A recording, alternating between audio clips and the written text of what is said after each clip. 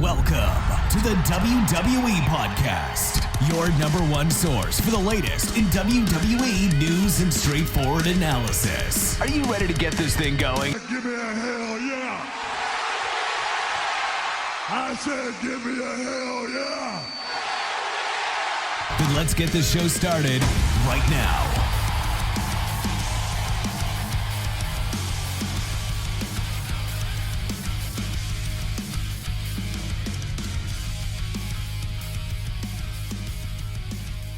What's going on, everybody, guys and girls? Welcome back to another edition of the SmackDown Review right here on the WWE Podcast Network.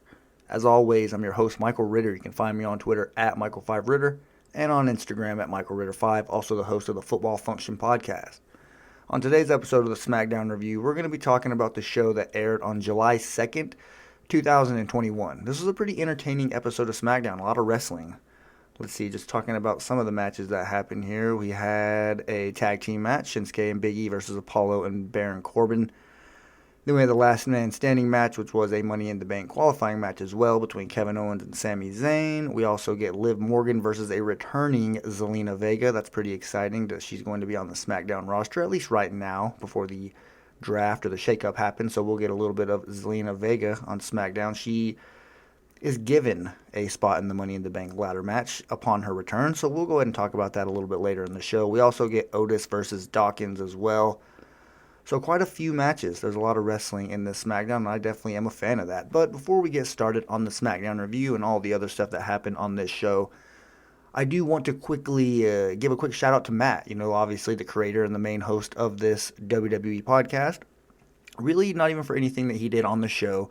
It's off the show. As you guys know, like I just mentioned, I have my own personal podcast. It's called Football Function, and it's relatively new. I mean, it's only been around for going on 4 months now, so I'm still new to this. I mean, this SmackDown review, this was my first podcast opportunity that I've gotten in my entire life, and now, obviously, after months of doing this, and in my opinion, getting better, at least a little bit better, I felt comfortable enough where I could start my own podcast, so I ended up doing that. Well, basically, the whole moral of this story, and the reason why I'm giving a quick thank you and a shout out to Matt, is because over the course of this week, I was in the process of transferring my podcast from one hosting site to another.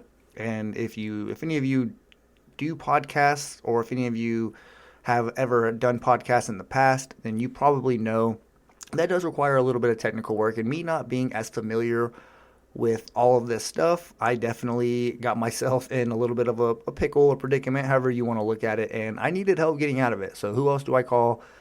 The guy who really knows what he's doing whenever it comes to this podcasting stuff, and I called Matt, and I got a hold of him, and he definitely helped me through it. He literally did all that he could possibly do to help, and I'm sure that it wasn't nearly as hard for him as, I was having an extremely difficult time, but I'm sure that it was, a piece of cake for him. But either way, he took the time out of his schedule and out of his, life. I mean, it's not like he just doesn't, or he just has spare time every single day. He's probably busy as hell. He has a kid. He has another kid on the way. He does this show.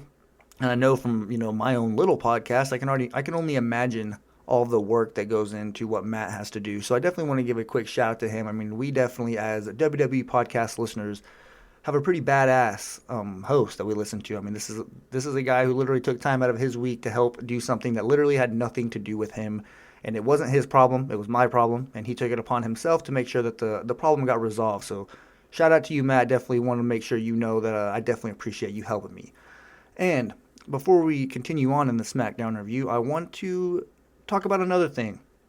On the mailbag episode this week, or no, it might have been the Raw review, actually, if I'm not mistaken, because I believe it was the 12-year-old kid, and he said that, and I do apologize for not catching and remembering your name, but I do remember that you said you were 12 years old, and that's why you don't subscribe to the Patreon or something along those lines, and you had requested that your email be read on the Raw review, and Matt did that, and I believe you said something in the context of having the hosts pick, if they were a wrestler, their ring name, their finishing move, and their theme song. I know it's something like that. And if I'm wrong with the things that you requested the host say, I do apologize, but I think that's what it is. So I'm going to go ahead and give you mine really quickly. And I really don't know off the top of my head, honestly. I'm kind of just going to think about it as I'm speaking here because the only thing I really do know is what my wrestling name would be. And the only reason why I know that is because a long, long time ago, back whenever I was probably in like the second grade, obviously like extremely young, me and my friends had wrestling names, and mine just so happened to be Psycho Myko. I mean, obviously my name's Michael. People call me Mike all the time. So Psycho Myko was kind of just one of the things that kind of, I don't know if it just had a ring to it or not, but I mean, it was one of those things that it definitely stuck. And anytime I create a wrestler on WWE 2K or anything like that, that's always been my name since then. So I've kind of just stuck with it from the beginning. So that's the only quote unquote wrestling name that I've ever had is Psycho Myko. Now, if we're talking about my finishing move, that's a tough one because I mean I love submissions. I mean the crippler crossface has always been one of my favorite finishing submission moves. So that's if I can spit it out, that's a good one right there, the crippler crossface. But I also like the pedigree, but I don't want to just completely rip off somebody's move. So I'd probably try to add my own little twist, maybe do like some type of like kind of how Bill Goldberg does the jackhammer. He gets them and he picks them up and they stay there for a while, or at least he used to do before he got a little bit too up there in age and could no longer pull those things off successfully. But, you know, that I've always liked that, the jackhammer type thing. So I feel like there's a way you can kind of do that and then add your own twist to it while your opponent is in the air and maybe do like some type of like backbreaker type move from the jackhammer. So something like that. I would try to get creative, but I definitely, if I was doing a submission, I'd probably try to do some sort of the crippler crossface. And as far as the theme song goes, that's a good one because, I mean, I've done top 5 theme songs on this show before, so I definitely enjoy music for sure. So I would definitely want to put a lot of thought into my song, and I would definitely want it to be something that stuck around. I wouldn't want to switch my song again after a few weeks. If I could compare it to anybody who's currently in the WWE, I would want it to be similar to Kevin Owens. Just the way his song is with the instruments standing out, the drums and the guitar. You could just hear each of those things very clearly, and it's just loud, and it's a badass song. I would want mine to be similar, at least in that same ballpark. I know back in the early 2000s, whenever The Undertaker was the American Badass, he had a copyrighted song by Limp Bizkit, Rollin'. I'm sure a lot of you guys know that song, another good one. But if possible, I would want mine to be a copyrighted song as well. But I mean, obviously, I don't think you can do that. But if I were to pick, I would definitely choose, because I'm a huge Kiss fan, so I would choose a Kiss song, preferably like Love Gun or Detroit Rock City, a song that really hits hard.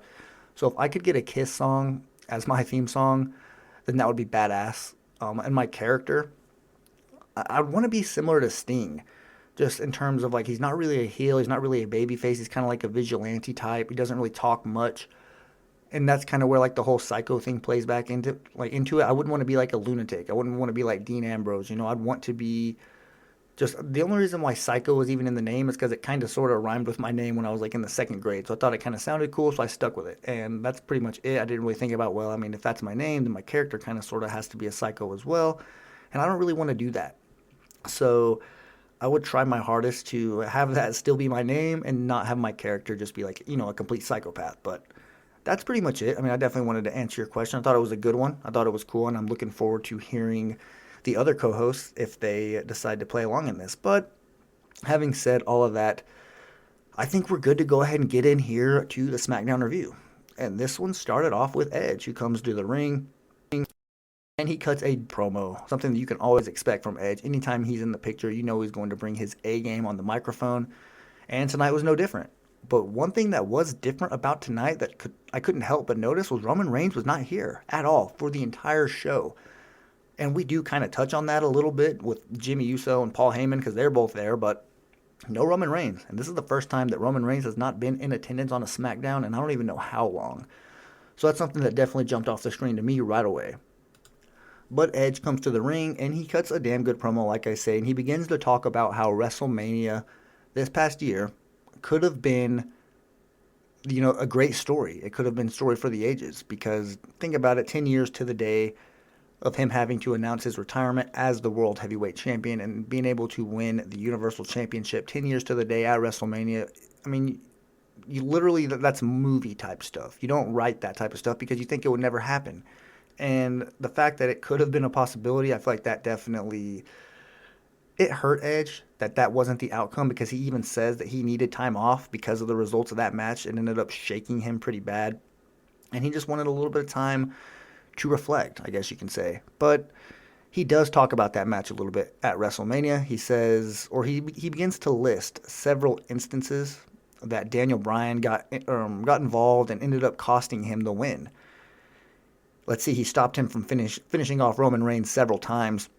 And I guess he said that Jey Uso did as well. So, I mean, he mentioned multiple people and multiple reasons why he could not sleep at night, basically, at the thought of him not beating Roman Reigns at WrestleMania and winning the Universal Championship.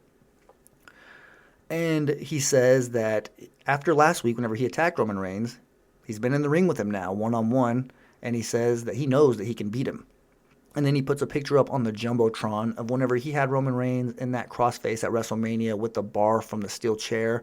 He had it in his mouth, and you could just see the look on Roman Reigns' face. I mean, me personally, anytime I see something like that, it's brutal to look at. Like when John Cena used to get his chain lock, or his chain that he wore around his neck when he was the Doctor of Thugonomics, and he would legitimately put that on people's faces sometimes and get them in the crossface. Things like that are just brutal. And it kind of reminded me, like, I actually forgot that Edge did that to Roman Reigns at WrestleMania. And then putting that picture up on the Jumbotron definitely reminded me. But Edge actually tells the camera crew to zoom in on both of their eyes. He looks at Roman Reigns first, and then he has them shift a little bit up to his eyes. And he basically he explains the difference, how the look on Roman Reigns' face in that moment is basically the look of the Edge was looking for, or at least a look that confirms to Edge that he's now inside of Roman Reigns' head. He lives inside Roman Reigns' head rent-free. And then he goes up to his eyes, and he says that's a guy who is not going to stop. It's a guy who's literally going to do anything he has to do to succeed, for lack of better words. I mean, word for word, he didn't say that, but you get what Edge was trying to say. And that ends up coming back up a little bit later in the show. So we'll get there a little bit later. But, I mean, and then he just talks about how the look on Roman Reigns' face last week, whenever he came out and his music hit, just the look of shock. Like Roman Reigns, he did not expect Edge to come out. So the look on Roman Reigns' face told Edge everything that he needed to know about how Roman feels. And now Edge is as confident as he could possibly be heading into their match at Money in the Bank. Because, like I said last week on the show, Edge never got that one-on-one match for the Universal Championship. And I know that this happens all the time. I mean, I always go back to the Ruthless Aggression era. Chris Benoit, whenever he won the Royal Rumble, he didn't get a one-on-one match for the World Heavyweight Championship. Shawn Michaels was included in that, and it became a triple threat. It's kind of the same thing that happened here, although a completely different storyline, but still, it doesn't always happen like that. Although, in my opinion, I feel like it should. That should guarantee you a one-on-one match, no matter what, no matter who tries to stick their nose into things, whether it's Charlotte Flair, Triple H, Daniel Bryan, it does not matter. You should leave the winner of the Royal Rumble and the champion of their choosing one-on-one. That's why there shouldn't be two pay-per-views between the Royal Rumble and WrestleMania. It should literally only be one pay-per-view. Maybe even if that. I mean, you could argue that you don't even put a pay-per-view between the Rumble and Mania. But I don't think they'll ever do that, obviously. But, I mean, NXT does things like that, so I don't know. Not something I would actually, put any thought into and think that WWE would actually get rid of the pay-per-views in between Rumble and Mania, but I just think that it would help them. I mean, it would help keep their storylines more easy to follow. You wouldn't have to keep adding people and string things out. Like Bianca Belair and Sasha Banks, their storyline heading into WrestleMania, I feel like they definitely hurt from having to go like 3 or 4 extra weeks, because I feel like it kind of got stale there towards the end there, but that's completely off topic. We're talking about Edge here. So we basically we're going to get that one-on-one match that Edge feels like he deserves, I feel like Edge deserves, and Adam Pearce even feels like Edge deserves. The only person who doesn't feel like Edge deserves this match is Seth Rollins, and we're going to hear from him a little bit later in the show. But continuing on in this order, we get Jimmy Uso backstage approaching Paul Heyman, who was watching Edge's promo all along, and Jimmy claims that he has Roman Reigns back, and that sooner or later, I think he means much, much sooner than later, though, he says that they're going to put Edge down once and for all. But Paul doesn't seem to be impressed by Jimmy's claim to be the next right-hand man. In fact, he doesn't even say a word during this segment. He kind of just has that look on his face.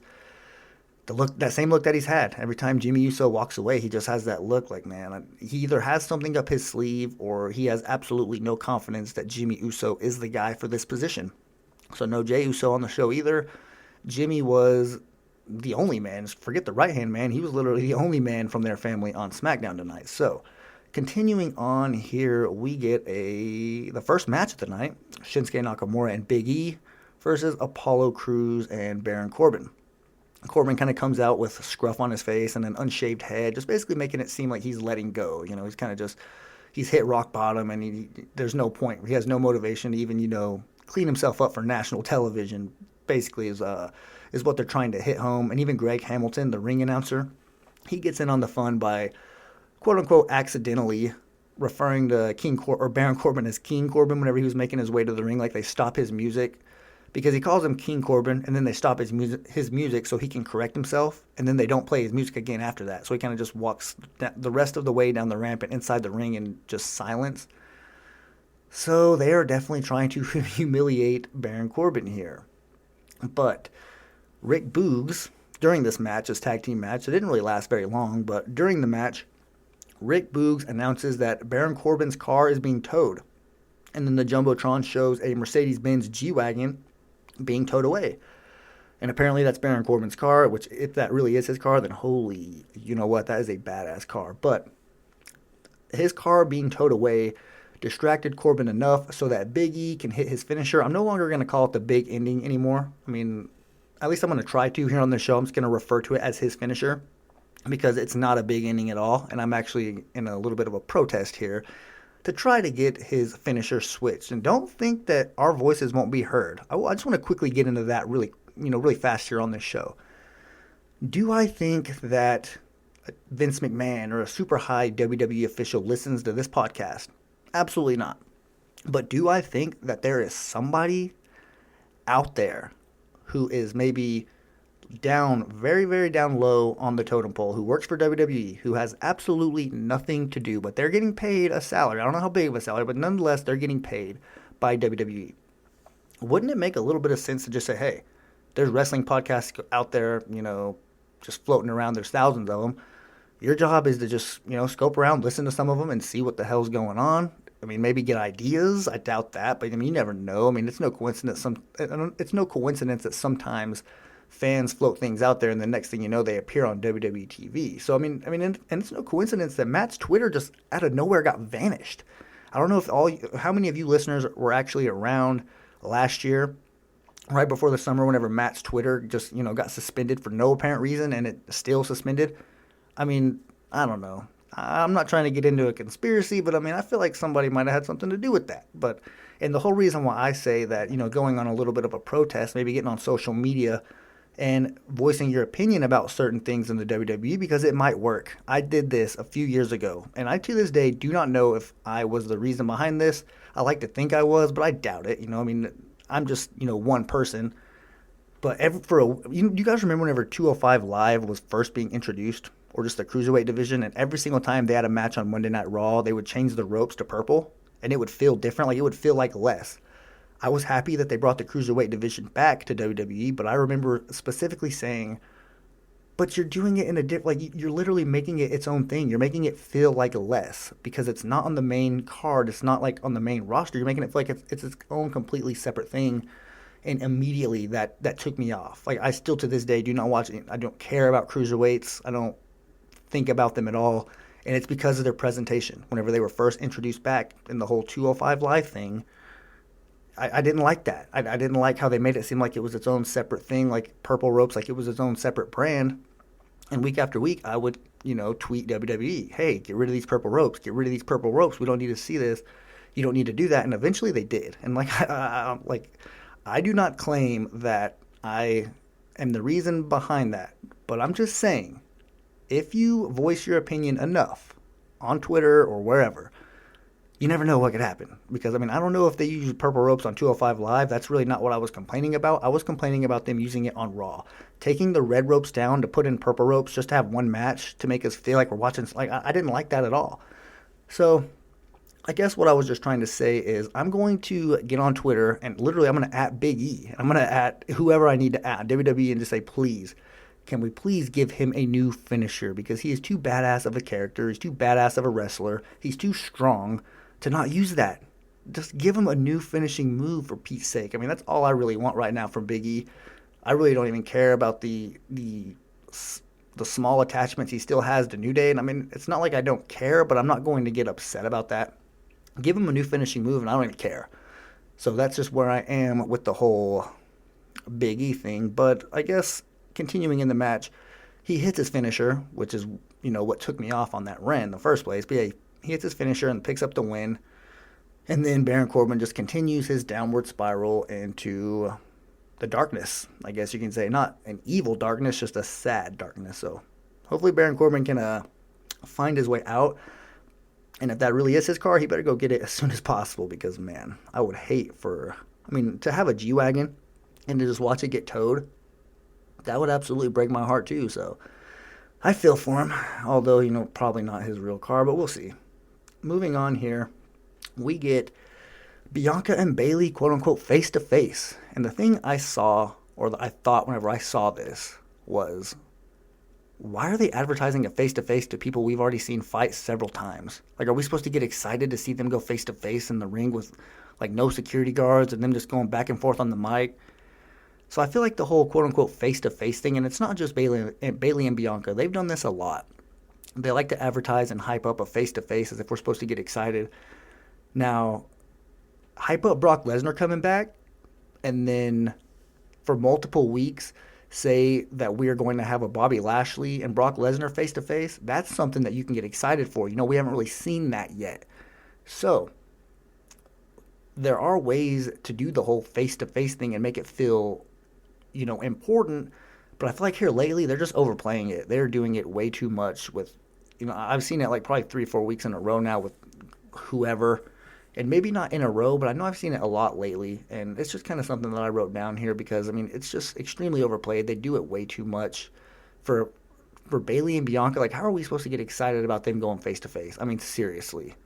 I just didn't really understand that. But basically, in this segment, Bianca says that she wants to embarrass Bayley. So she challenges her to an I Quit match. And Bayley accepts. So at Money in the Bank, we're going to get Bayley versus Bianca in an I Quit match for the SmackDown Women's Championship.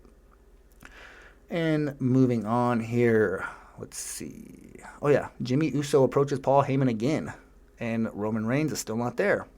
So Jimmy Uso says, where the hell is Roman at? Paul really doesn't answer, and then Jimmy Uso comes to the conclusion that the reason Roman Reigns isn't there is because he's waiting for Jimmy to step up. And he's giving Jimmy this opportunity to basically step up. And so he says that tonight he's going to challenge Edge to a match in the main event of the show. Or at least he's going to call him out. He didn't necessarily say he was going to challenge him to a match. That's what I thought happened. That's what I wrote down here in my notes, is that he's going to challenge Edge to a match. But he didn't. He actually just said he was going to go to the ring and call him out.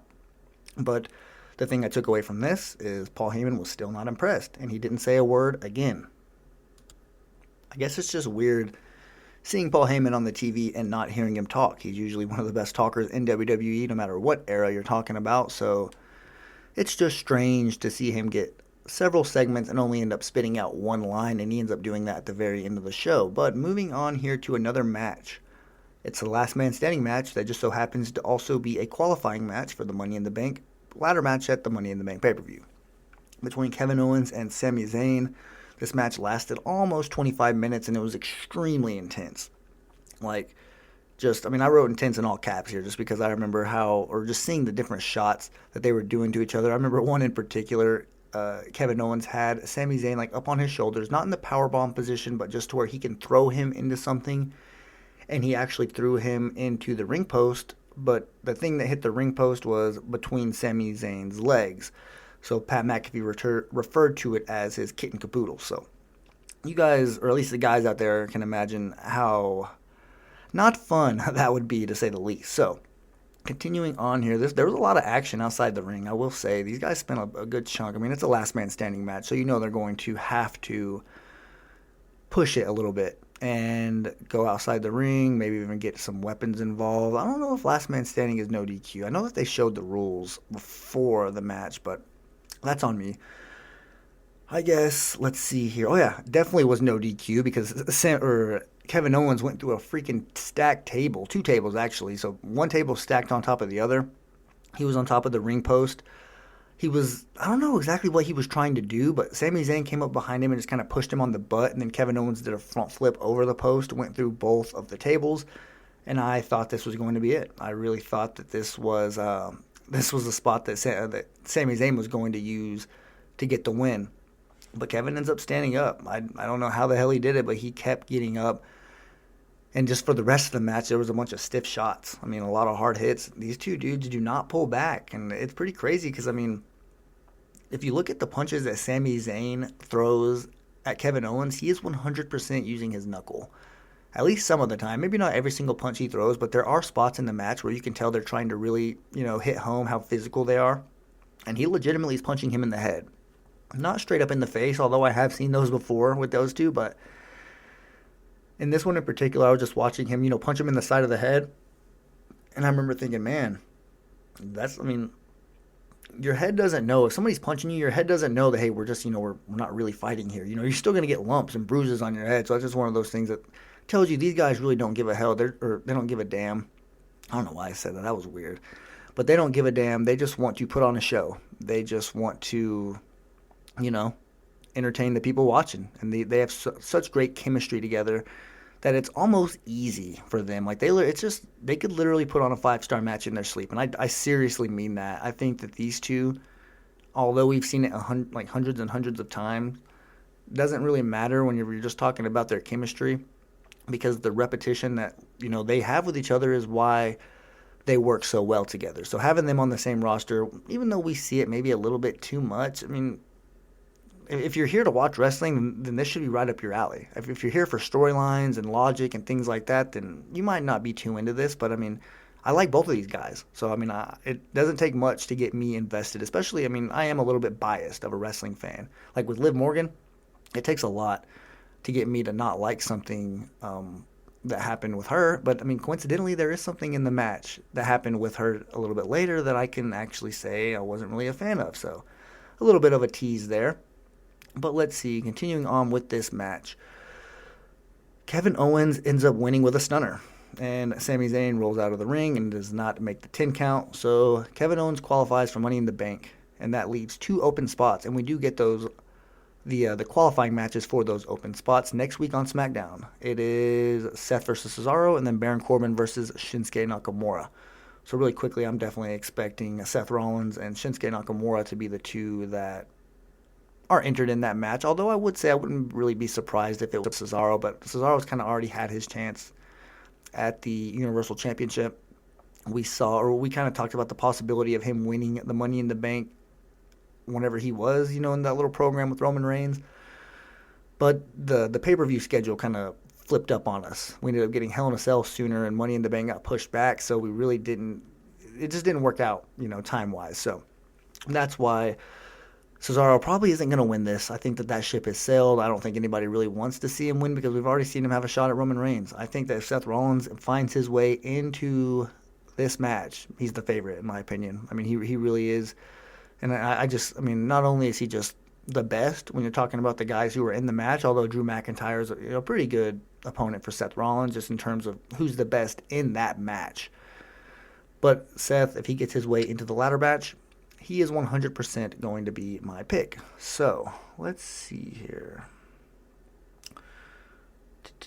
I didn't write my notes in order. There's a couple things that I wrote out of order here. So I'm trying to find and just remember how it went on the show. I guess I can move on here to Baron Corbin because he was approached backstage by Rick Boogs. And Rick Boogs just makes several knee slappers and King-related jokes to basically just kick Baron Corbin whenever he's down. And I really expected Corbin to retaliate. Like, I don't understand how he's so sad that he won't even stand up for himself anymore. Boogs was just, throwing shot after shot at him, laughing in his face. And all Corbin had to say was, "Screw you, man," and then walk away with his head down. Like, who the hell is this guy? Like, this is not Baron Corbin. So, I don't know. That's just That's strange to me, to say the least, that Baron Corbin is this beat up over losing a crown. But I mean, apparently, like I said, and they mentioned on today's episode, it's more than just the crown. It's investments as well. So this is a guy who's dealing with a lot more than we might be able to see. And hopefully they'll continue to elaborate on this because, man, Baron Corbin is an absolute wreck. He needs to shave that head because it's not looking too hot for him. I didn't realize that bald spot he had at the very front of his head was that bad. I mean, it's crazy to think that he had long hair just a couple of years ago, just given how that bald spot looked. But, I mean, I don't know. I mean, you guys know how I feel about Baron Corbin. I'm not going to say it again and keep saying it. He's a good heel, but, man, they don't have anything for him, so they're trying something new, and I'm excited to see where it goes. Now, this is where things get pretty interesting, in my opinion. Sonya Deville comes out to the ring to announce the next woman from SmackDown who is going to be qualified for the Money in the Bank.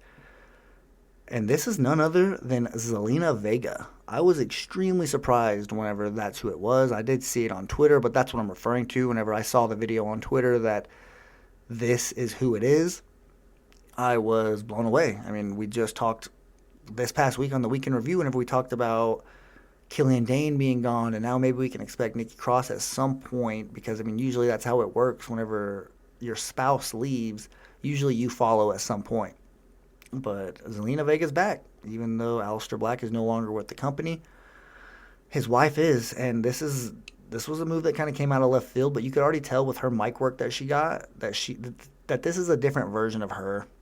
We've never heard her tell us how badass of a wrestler she is, and that's kind of what she did today with Liv Morgan. She was just explaining how she can run circles around Liv, and she's wrestled in rings just like the one she was standing in for years. And basically that we're all about to see why she is, it doesn't matter what brand, Raw, SmackDown, or NXT, why she's worthy of being that brand's champion. And then Liv Morgan eventually does come out, and basically she makes some pretty valid points to Sonya Deville, like, why is she representing SmackDown in the Money in the Bank? She has not competed on SmackDown at all this year. I mean, it was factual. I mean, I was like, I guess she does have a point.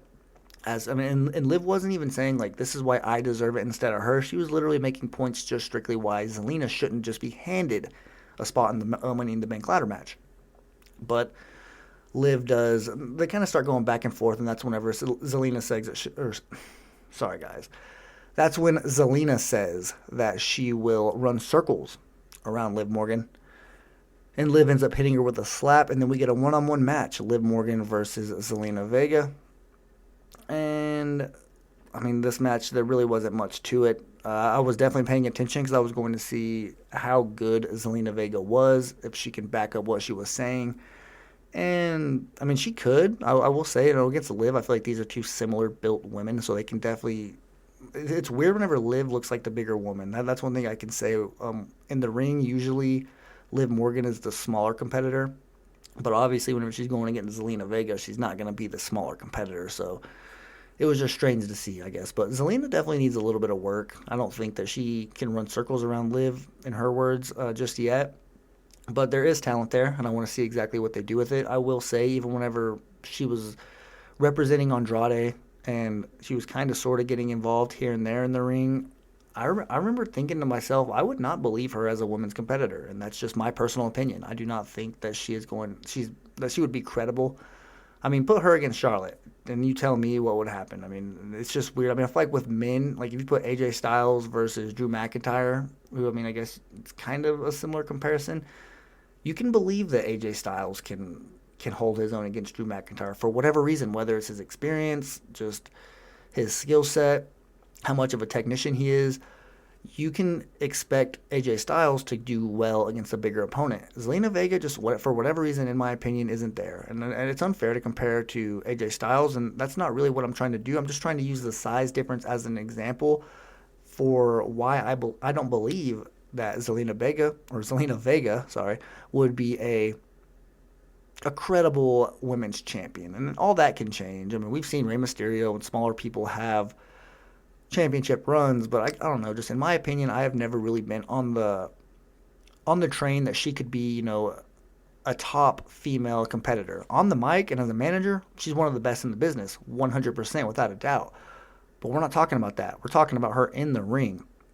And just me personally, I feel like she would have a lot of women ahead of her in the pecking order and on the roster if she actually were to commit to that full time. But Liv Morgan does win with the roll-up, and this is where I say I really wasn't a fan, not only because it was a roll-up, but because Zelina Vega's shoulders weren't down, and they didn't even address it because it wasn't supposed to happen. But she's just that small that I feel like whenever Liv Morgan was rolling her up, that her shoulders just came up. I mean, they weren't supposed to, but they did.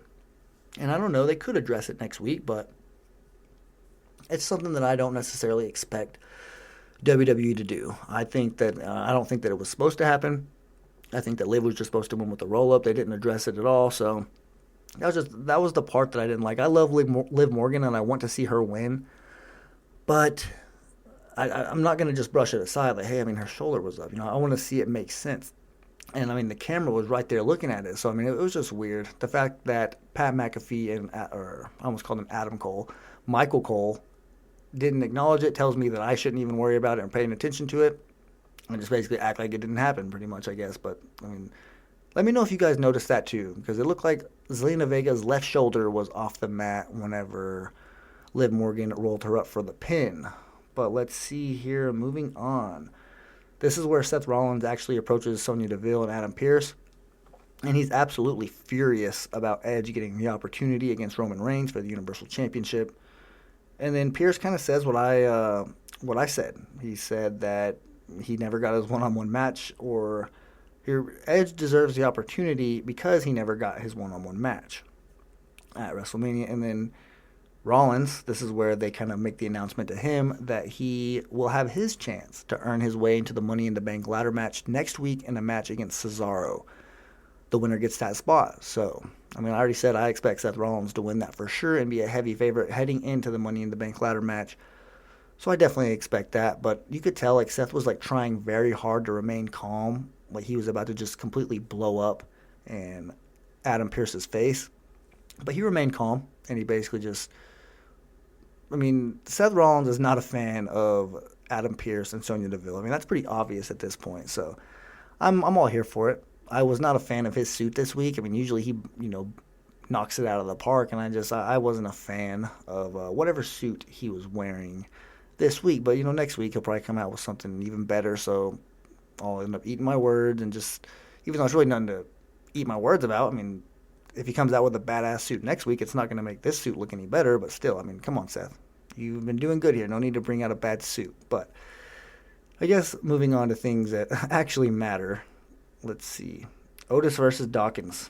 This was a match that was a couple weeks in the making. This was Dawkins' first real chance to get some revenge on Otis from his attack that he had on Dawkins backstage a couple weeks ago, and then his interference last week in Dawkins' one-on-one match with Chad Gable.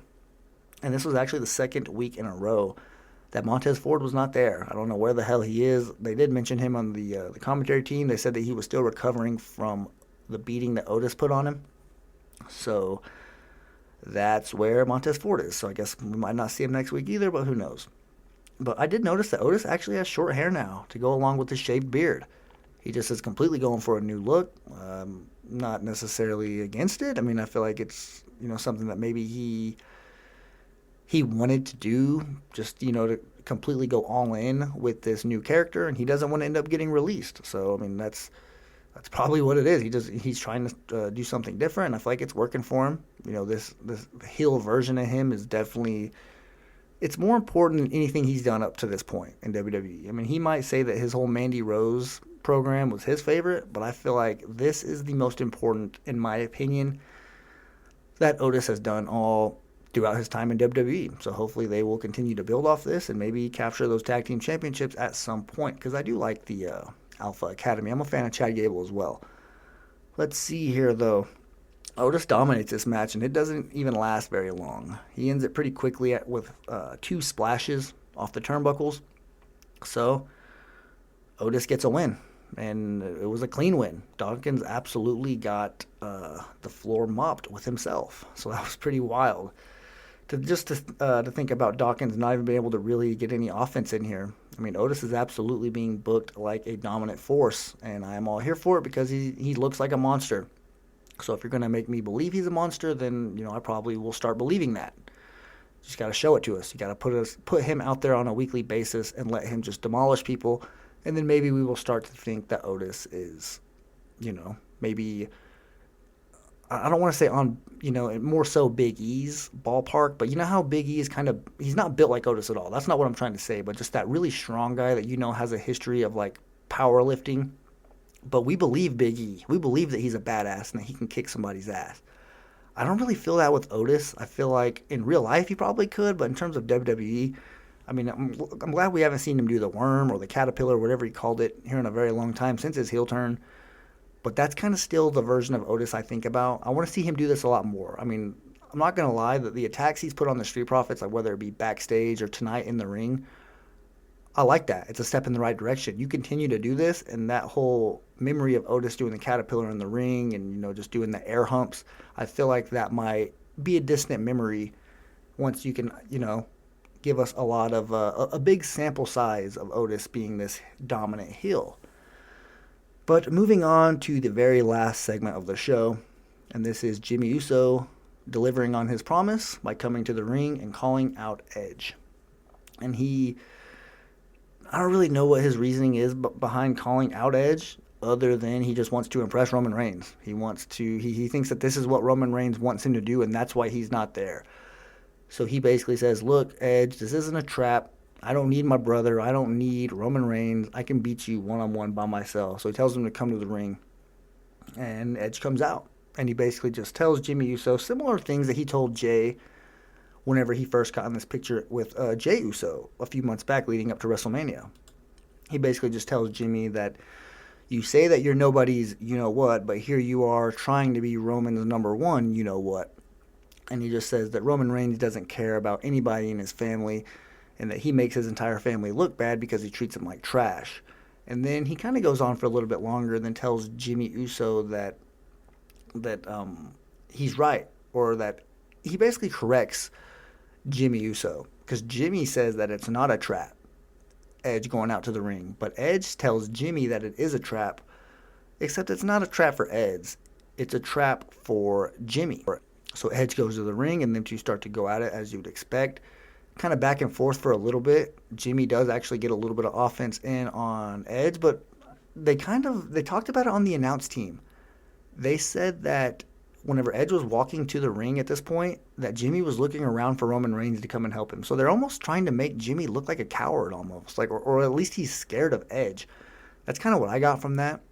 Like as if he legitimately wanted it to be a setup. He wanted it to be a trap. He was hoping that Roman Reigns would appear and save the day, but that's not what happened.